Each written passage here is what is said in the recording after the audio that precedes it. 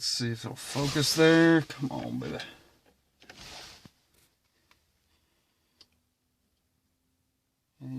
Well, it ain't really focusing too awful well, but yeah, you can see. It's less than 10 degrees out here in the car, nice and snowy.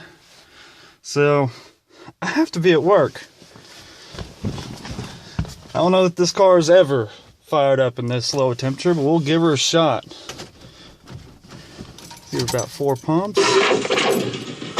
Turn down that radio so that way I don't get copyrighted.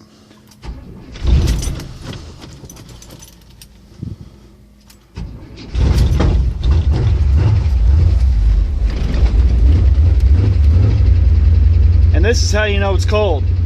When you watch your oil pressure rise as temperature goes up.